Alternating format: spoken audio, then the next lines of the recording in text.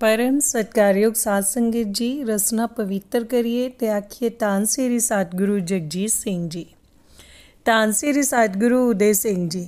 साध संगत जी, साखी का सिरलेख है भगतां दे वस भगवान जी। सूबा जगतार सिंह भट्टी सिर्फ 13-14 साल तो ही नामधारी बाणे विच हन। पहला खुलिया वाला हिसाब किताब सी, पैंट कमीज रंगदार कपड़े पाने ते नोकदार पग बननी।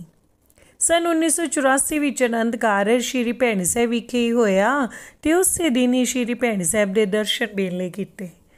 पहला कदी नहीं सी श्री भैणी साहिब गए। रजा सतगुर जी दी किरपा करनी सी, सो हो गई।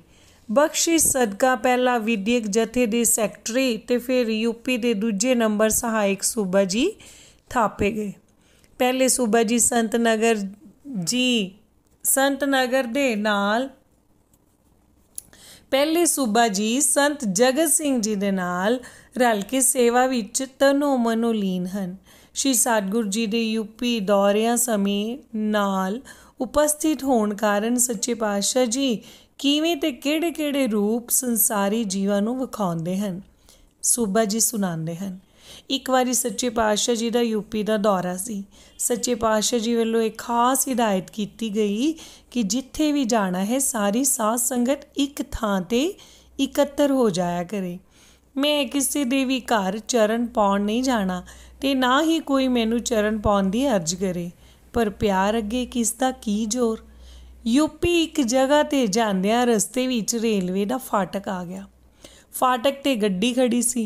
एक सिख साइकिल ते सवार रुकिया ते झट नाल गड्डी दे अगे लम्मा पै गया।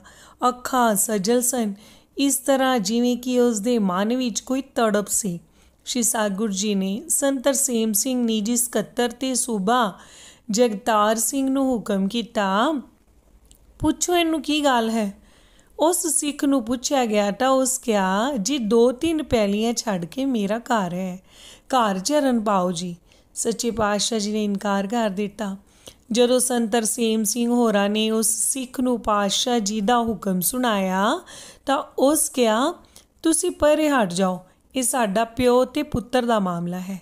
इन्ने नूं पातशाह जी ने हुक्म किया, पिछा हट जा, सानू देर हो रही है, मैं अगे जाना है। पर वो सिख दोबारा अगे लेट गया ते लगा अर्जा करन घर चरण पाउण दियां। पातशाह जी हुक्म किया, जे तू मेरा पुत्तर है ते मैं तेरा प्यो हाँ ते पुत्तर दा फर्ज है कि वह प्यो की गल मन्ने ते जिद ना करे। तो उस सिख ने हाथ जोड़ के बेनती की, गरीब निवाज जी, बच्चे ते जिद्दी ही हुंदे हन, इस करके प्यो नूं उन्हां दी जिद पूरी करनी ही पैंदी है।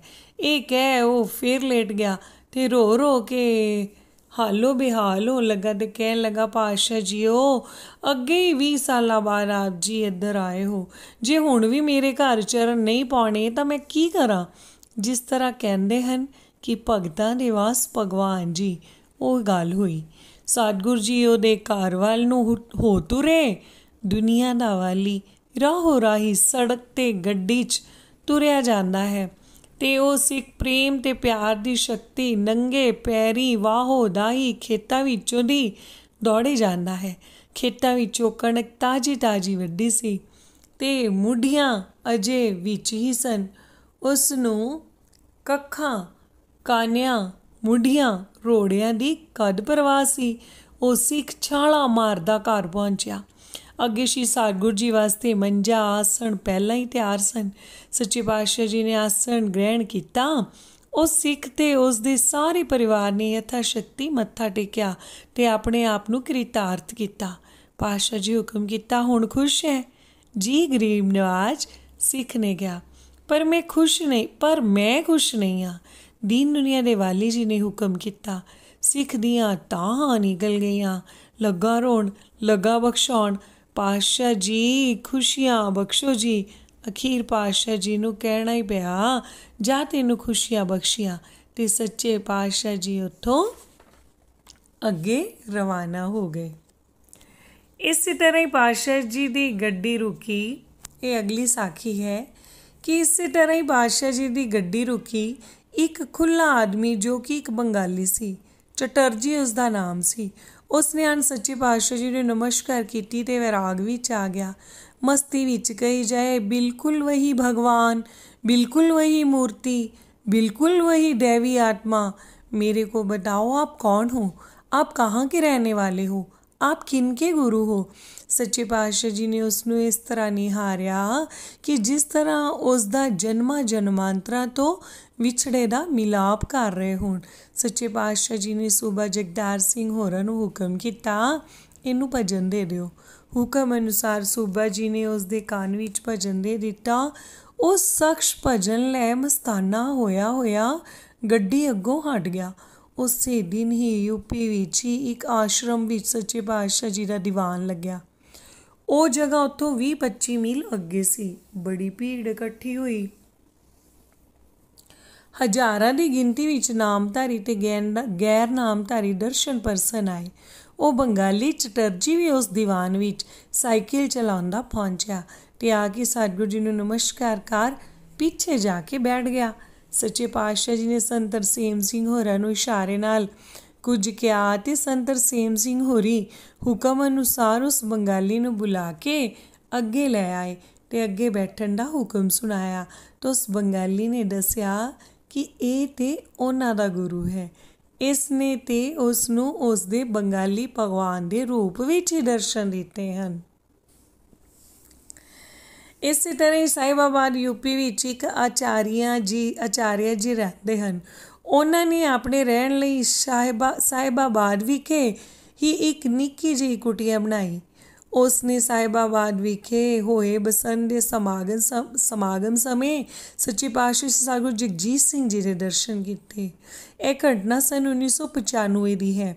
उसके मन विच आया कि क्यों ना वो भी अपनी कुटिया जिसका नाम उसने हनुमान धाम रखिया सी उस विच उस अकाल पुरख के चरण पाए ते अपना गृह पवित्र करे।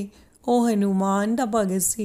उसने पातशाह जी ਨੂੰ अर्ज की। अकाल पुरख श्री सतगुरु जगजीत सिंह जी ने झट अर्ज प्रवान कर ली ते उन्होंने दिन वार सब दस दिता कि इस दिन असी उत्थे आवांगे। अपने दसे समय मुताबिक सच्चे पातशाह जी ने बिना किसी दिल्ली या यूपी के प्रोग्राम के उस आचार्य के गृह विखे दर्शन दिते। क्यों जो साध संगत नूं प्रोग्राम का पहला ही पता सी, इस करके उत्थे बहुत ज़्यादा नामधारी संगत भी पहुंची। हज़ारां की गिनती विच इकट्ठ सी। भीड़ बहुती देख सच्चे पातशाह जी ने मत्था टेकना बंद करवा दिता। साध संगत बैठ के दर्शन परस रही सी। सच्चे पातशाह जी ने उसके सारे आश्रम विच चरण पाए।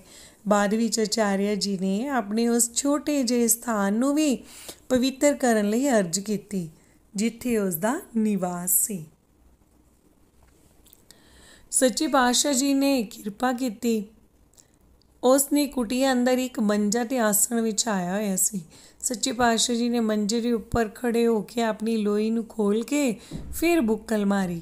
लोई नूं खोल के आचार्य जी नूं पता नहीं किहड़ा रूप दिखाया, पता नहीं अपना किद्दां दा शरीर विखाया कि वो ते वैरागी दशा विच यही कही जान, हमें तो हनुमान जी के दर्शन हुए, हमारी साधना पूरी हुई, हम धन्य हैं, हमारी मनोकामना पूरी हुई, अब हमें कुछ नहीं चाहिए, हम तो धन धन हो गए हैं। नाल ही नाल उसने सूबा जगतार सिंह जी का भी धन्नवाद किया। सो ये गुरु ते गुरु नानक देव जी की गद्दी का मालक, त्रेते दे श्री रामचंद्र जी का रूप, द्वापर युग का श्री कृष्ण ते सतयुग का बलबावन रूपी अवतार है। ये सिर्फ नामधारियों का ही गुरु नहीं है, ये सारी सृष्टि सारे धर्मां का गुरु है। नामधारियां खास करके कृतियां की जात नाल जुड़ना ते श्री रामचंद्र जी के वेले नाल ते नील नाल किते वादे नूं निभाउणा है। ये वही राम है जिसने त्रेते विच बाढ़ी सुत पैणी को तामा आउण दा वादा पूरा किया सी ते नाल ते नील दी कुल नूं भाग लाउण दा वादा करना सी। सो धन है वो अकाल पुरख जो देह धार के इस दुनिया के दुख दूर करन आप इस दुनिया ते आया है ते श्री सतगुरु जगजीत सिंह जी के रूप में जीवां दे दुख दूर करके जीवां नूं तार रहा है। धन श्री सतगुरु जगजीत सिंह जी।